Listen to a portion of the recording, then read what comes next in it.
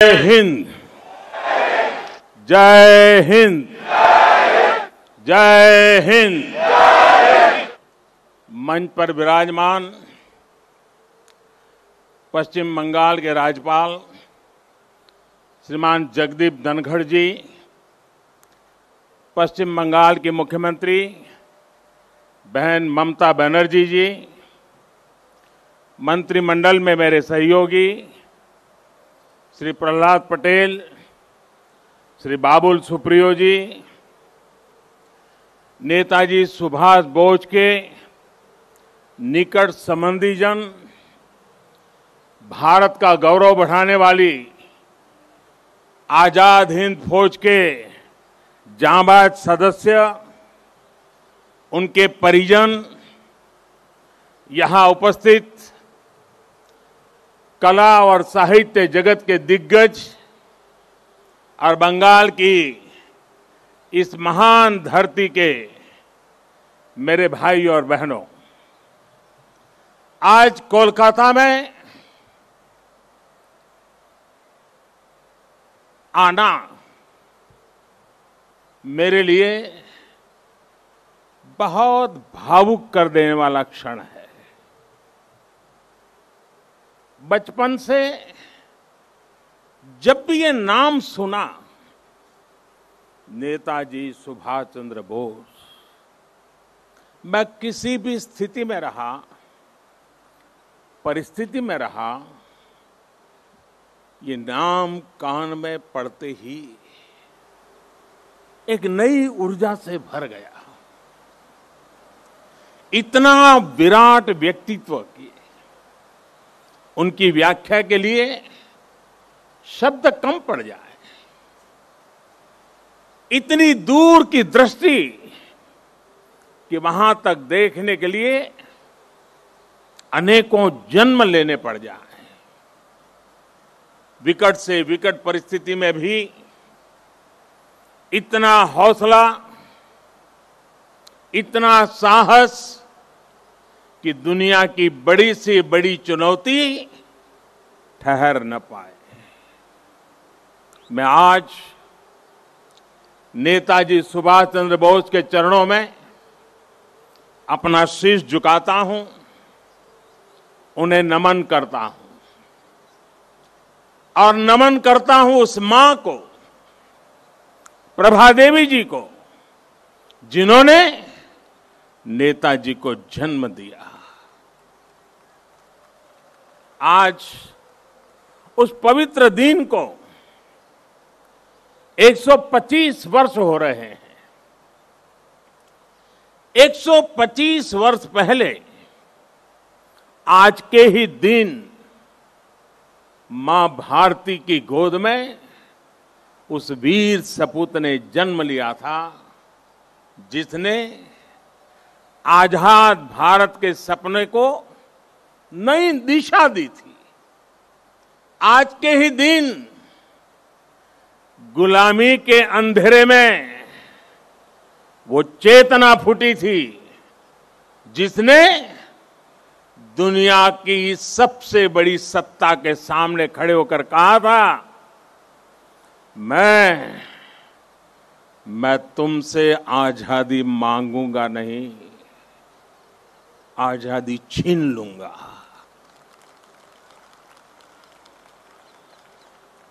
आज के दिन सिर्फ नेताजी सुभाष का जन्म ही नहीं हुआ था, बल्कि आज भारत के नए आत्मगौरव का जन्म हुआ था। भारत के नए सैन्य कौशल्य का जन्म हुआ था। मैं आज नेताजी की 125वीं जन्म जयंती पर कृतज्ञ राष्ट्र की तरफ से इस महापुरुष को कोटि कोटि प्रणाम करता हूं, उन्हें सैल्यूट करता हूं। साथियों, मैं आज बालक सुभाष को नेताजी बनाने वाली उनके जीवन को तप, त्याग और तितिक्षा से घड़ने वाली बंगाल की इस पुण्य भूमि को भी आदरपूर्वक नमन करता हूं। गुरुदेव श्री रविंद्रनाथ टैगोर, बंकिम चंद्र चट्टोपाध्याय, शरद चंद्र जैसे महापुरुषों ने इस पुण्य भूमि को राष्ट्र भक्ति की भावना से भरा है। स्वामी रामकृष्ण परमहंस, चैतन्य महाप्रभु, श्री अरबिंदो, मां शारदा, मां आनंदमयी, स्वामी विवेकानंद, श्री श्री ठाकुर अनुकूल चंद्र जैसे संतों ने इस पुण्य भूमि को वैराग्य, सेवा और आध्यात्म से अलौकिक बनाया है। ईश्वर चंद्र विद्यासागर, राजा राम मोहन राय, गुरुचंद ठाकुर, हरिश्चंद्र ठाकुर जैसे अनेक समाज सुधारक, सामाजिक सुधार के अग्रदूतों ने इस पुण्य भूमि से देश में नए सुधारों की नींव भरी है। जगदीश चंद्र बोस, पीसी रॉय, एसएन बोस, मेघनाथ शाह, अनगिनत वैज्ञानिकों ने उस पुण्य भूमि को ज्ञान विज्ञान से सींचा है। ये वही पुण्य भूमि है जिसने देश को उसका राष्ट्रगान भी दिया है और राष्ट्रगीत भी दिया है। इसी भूमि ने हमें देशबंधु चित्तरंजन दास, डॉक्टर श्यामा प्रसाद मुखर्जी और हम सभी के प्रिय भारत रत्न प्रणब मुखर्जी से साक्षात्कार कराया है। मैं इस भूमि के ऐसे लाखों लाख महान व्यक्तित्वों के चरणों में भी आज इस पवित्र दिन पर प्रणाम करता हूं। साथियों, यहां से पहले मैं भी नेशनल लाइब्रेरी गया था, जहां नेताजी की विरासत पर एक इंटरनेशनल कॉन्फ्रेंस और आर्टिस्ट कैंप का आयोजन हो रहा है। मैंने अनुभव किया, नेताजी का नाम सुनते ही हर कोई कितनी ऊर्जा से भर जाता है। नेताजी के जीवन की ये ऊर्जा जैसे उनके अंतर मन से जुड़ गई है। उनकी यही ऊर्जा, यही आदर्श, उनकी तपस्या, उनका त्याग देश के हर युवा के लिए बहुत बड़ी प्रेरणा है। आज जब भारत नेताजी की प्रेरणा से आगे बढ़ रहा है, तो हम सबका कर्तव्य है कि उनके योगदान को बार बार याद किया जाए, पीढ़ी दर पीढ़ी याद किया जाए। इसलिए देश ने तय किया है कि नेताजी की 125वीं जयंती के वर्ष को ऐतिहासिक, अभूतपूर्व भव्यता भरे आयोजनों के साथ मनाए। आज सुबह से देश भर में इससे जुड़े कार्यक्रम हर कोने में हो रहे हैं।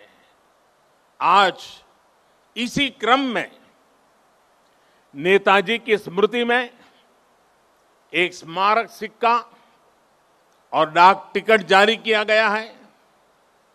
नेताजी के पत्रों पर एक पुस्तक का विमोचन भी हुआ है। कोलकाता और बंगाल, जो उनकी कर्मभूमि रहा है, यहां नेताजी के जीवन पर एक प्रदर्शनी और प्रोजेक्शन मैपिंग शो भी आज से शुरू हो रहा है। हावड़ा से चलने वाली ट्रेन हावड़ा कालका मेल का भी नाम अब नेताजी एक्सप्रेस कर दिया गया है। देश ने यह भी तय किया है कि अब हर साल हम नेताजी की जयंती यानी 23 जनवरी को पराक्रम दिवस के रूप में मनाया करेंगे। हमारे नेताजी भारत के पराक्रम की प्रतिमूर्ति भी है और प्रेरणा भी है। आज जब इस वर्ष देश अपनी आजादी के 75 वर्ष में प्रवेश करने वाला है, जब देश आत्मनिर्भर भारत के संकल्प के साथ आगे बढ़ रहा है, तब नेताजी का जीवन, उनका हर कार्य, उनका हर फैसला हम सभी के लिए बहुत बड़ी प्रेरणा है। उनके जैसे फौलादी इरादों वाले व्यक्तित्व के लिए असंभव कुछ भी नहीं था। उन्होंने विदेश में जाकर देश से बाहर रहने वाले भारतीयों की चेतना को झकझोरा। उन्होंने आजादी के लिए आजाद हिंद फौज को मजबूत किया। उन्होंने पूरे देश से हर जाति, पंथ, हर क्षेत्र के लोगों को देश का सैनिक बनाया। उस दौर में जब दुनिया महिलाओं के सामान्य अधिकारों पर ही चर्चा कर रही थी, नेताजी ने रानी झांसी रेजिमेंट बनाकर महिलाओं को अपने साथ जोड़ा। उन्होंने फौज के सैनिकों को आधुनिक युद्ध के लिए ट्रेनिंग दी। उन्हें देश के लिए जीने का जज्बा दिया, देश के लिए मरने का मकसद दिया। नेताजी ने कहा था, भारत डाक छे रोकटो डाक दिए छे रोकतो के ओठो दांडाओ आमोदेर नोस्टो करार मतो सोमोय नोय। अर्थात भारत बुला रहा है, रक्त रक्त को आवाज दे रहा है, उठो, हमारे पास अब गंवाने के लिए समय नहीं है। साथियों, ऐसी हौसले से भरी हुंकार सिर्फ और सिर्फ नेताजी ही दे सकते थे। और आखिर उन्होंने दिखा भी दिया कि जिस सत्ता का सूरज कभी अस्त नहीं होता, भारत के वीर सपूत रणभूमि में उसे भी परास्त कर सकते हैं। उन्होंने संकल्प लिया था, भारत की जमीन पर आजाद भारत की आजाद सरकार की नींव रखेंगे। नेताजी ने अपना ये वादा भी पूरा करके दिखाया। उन्होंने अंडमान में अपने सैनिकों के साथ आकर तिरंगा फहराया। जिस जगह अंग्रेज देश के स्वतंत्रता सेनानियों को यातनाएं देते थे, काला पानी की सजा देते थे, उस जगह जाकर उन्होंने सेनानियों को अपनी श्रद्धांजलि दी थी। वो सरकार अखंड भारत की पहली आजाद सरकार थी। नेताजी अखंड भारत की आजाद हिंद सरकार के पहले मुखिया थे। और ये मेरा सौभाग्य है कि आजादी की उस पहली झलक को सुरक्षित रखने के लिए 2018 में हमने अंडमान के उस द्वीप का नाम नेताजी सुभाष चंद्र बोस द्वीप रखा। देश की भावना को समझते हुए नेताजी से जुड़ी फाइलें भी हमारी सरकार ने सार्वजनिक की। ये हमारी ही सरकार का सौभाग्य रहा जो 26 जनवरी की परेड के दौरान आईएनए वेटरन्स परेड में शामिल हुए थे। आज यहां इस कार्यक्रम में आजाद हिंद फौज में रहे देश के वीर बेटे और बेटी भी उपस्थित है। मैं आपको फिर से प्रणाम करता हूं और कब प्रणाम करते हुए कहीं कहूंगा कि देश सदा सर्वदा आपका कृतज्ञ रहेगा, कृतज्ञ है और हमेशा रहेगा। साथियों, 2018 में ही देश ने आजाद हिंद सरकार के 75 साल को भी उतने ही धूमधाम से मनाया था।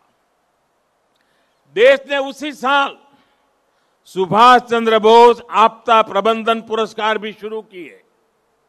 नेताजी ने दिल्ली दूर नहीं का नारा देकर लाल किले पर झंडा फहराने का जो सपना देखा था, उनका वो सपना देश ने लाल किले पर झंडा फहराकर पूरा किया। भाई और बहनों, जब आजाद हिंद फौज की कैप मैंने लाल किले पर झंडा फहराया था, उसे मैंने अपने सर पे लगाया था, उस वक्त मेरे मन मस्तिष्क में बहुत कुछ चल रहा था, बहुत से सवाल थे, बहुत सी बातें थी, एक अलग अनुभूति थी। मैं नेताजी के बारे में सोच रहा था, देशवासियों के बारे में सोच रहा था,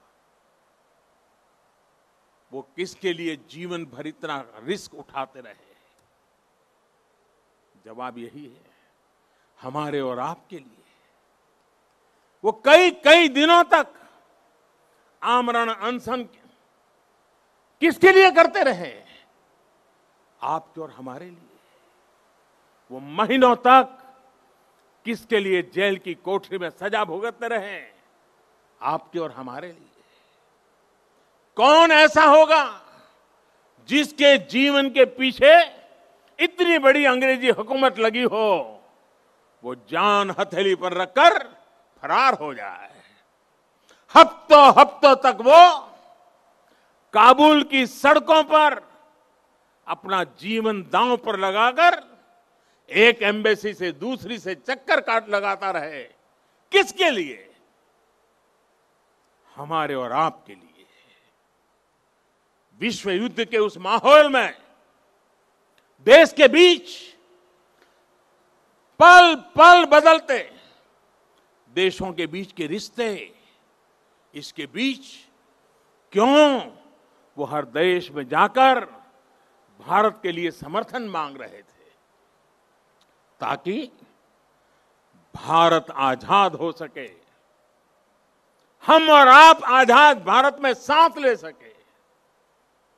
हिंदुस्तान का एक एक व्यक्ति नेताजी सुभाष बाबू का ऋणी है। 130 करोड़ से ज्यादा भारतीयों के शरीर में बहती रक्त की एक एक बूंद नेताजी सुभाष की ऋणी है। ये ऋण हम कैसे चुकाएंगे? ये ऋण क्या हम कभी चुका भी पाएंगे? साथियों, जब नेताजी सुभाष यहां कोलकाता में अपने 38/2 एल्गिन रोड के घर में कैद थे, जब उन्होंने भारत से निकलने का इरादा कर लिया था, तो उन्होंने अपने भतीजे शिशिर को बुलाकर कहा था, अमार एकता काज कोरते पारबेगा, अमार एकता काज कोरते पारबे, क्या मेरा एक काम कर सकते हो? इसके बाद शिशिर जी ने वो किया जो भारत की आजादी की सबसे बड़ी वजहों में से एक बना।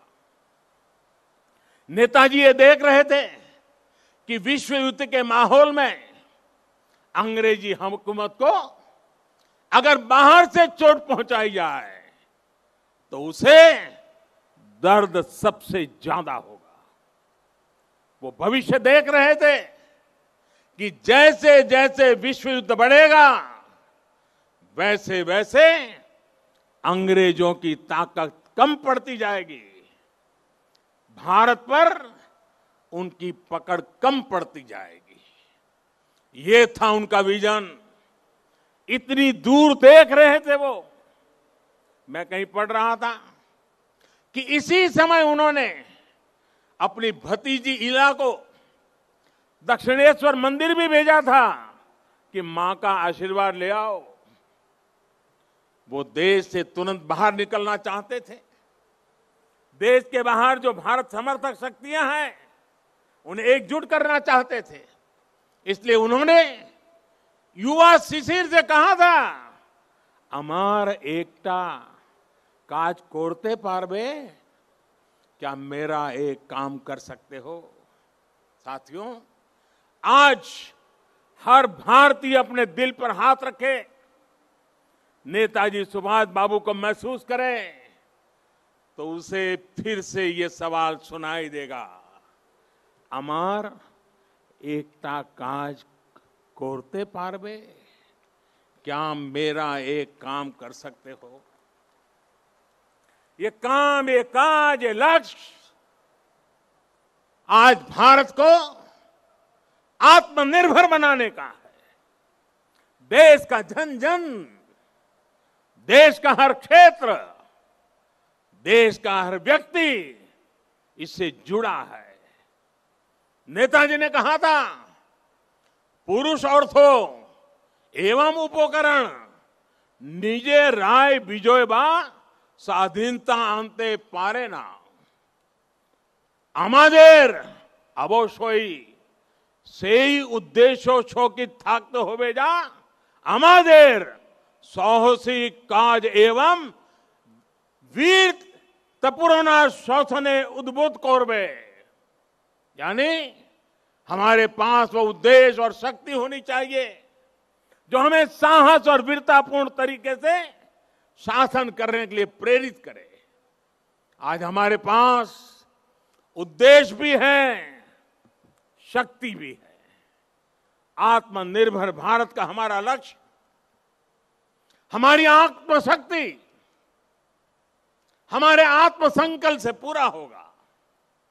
नेताजी ने कहा था, आज आमादेर केवल एक इच्छा थाका उचित, भारत इच्छुक जाते भारत बांटते पारे। यानी हमारी एक इच्छा होनी चाहिए कि हमारा भारत बच पाए, भारत आगे बढ़े। हमारा भी एक ही लक्ष्य है, अपना खून पसीना बहाकर देश के लिए जिए, अपने परिश्रम से, अपने इनोवेशन से देश को आत्मनिर्भर बनाए।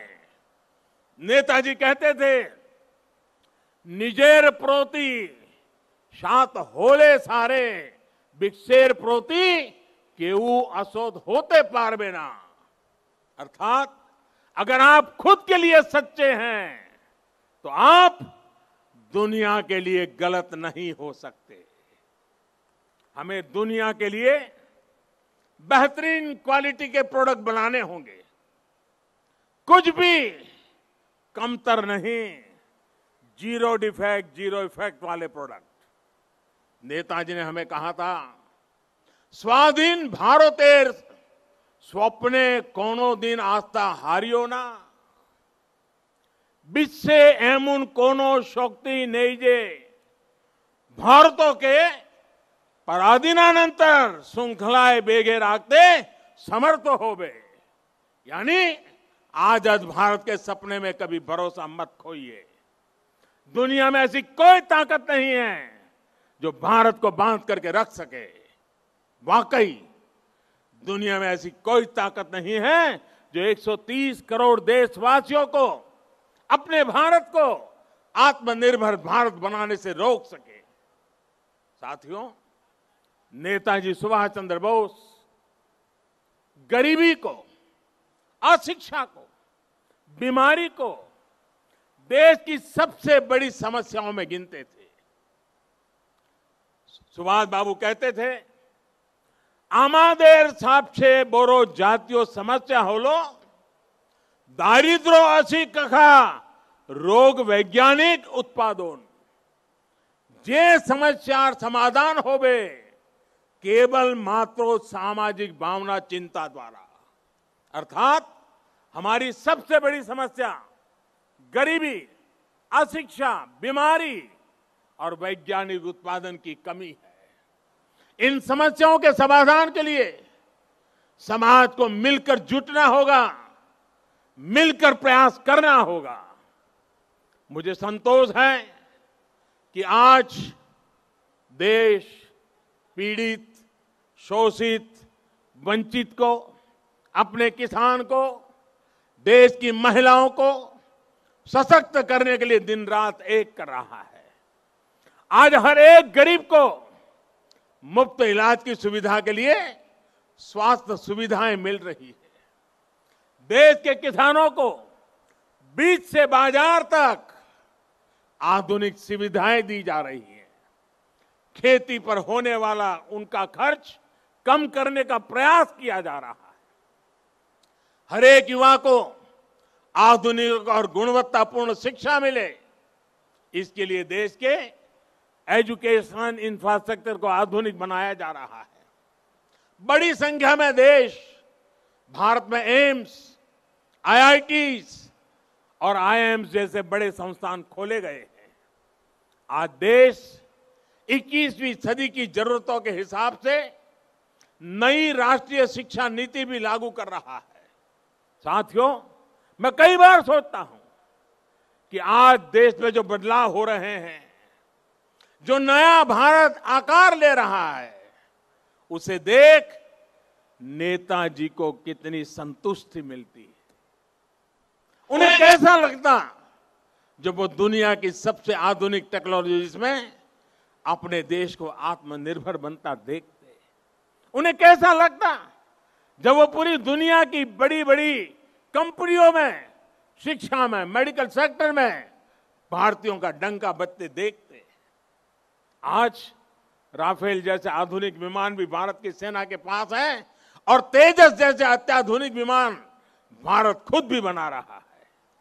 जब वो देखते कि आज उनके देश की सेना इतनी ताकतवर है, उसे वैसे ही आधुनिक हथियार मिल रहे हैं जो वो चाहते थे, तो उन्हें कैसा लगता।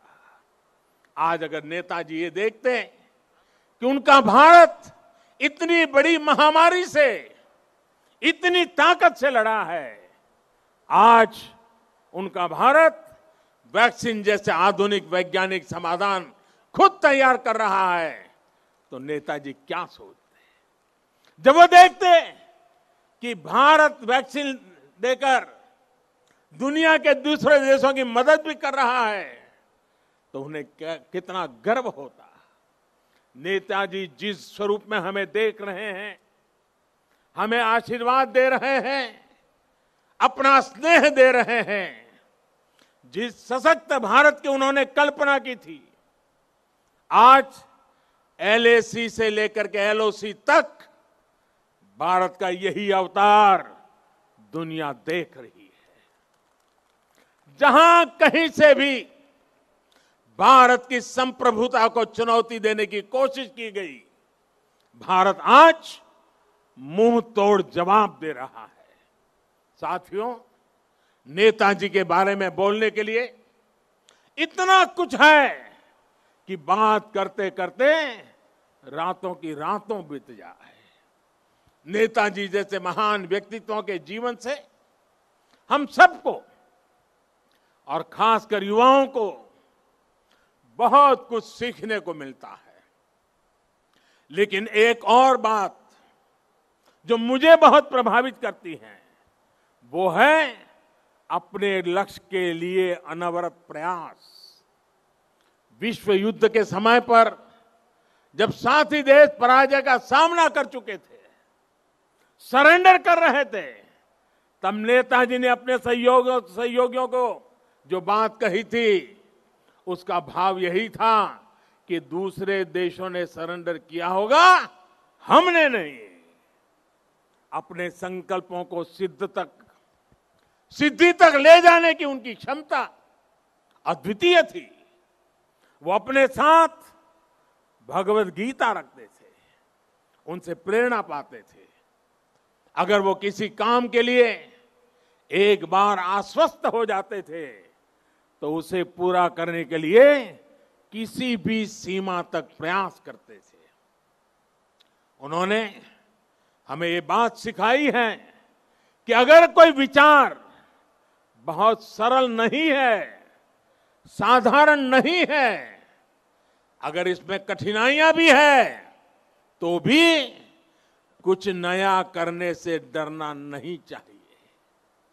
अगर आप किसी चीज में भरोसा करते हैं तो आपको उसे प्रारंभ करने का साहस दिखाना ही चाहिए। एक बार को ये लग सकता है कि आप धारा के विपरीत बह रहे हैं, लेकिन अगर आपका लक्ष्य पवित्र है तो इसमें भी हिचकना नहीं चाहिए।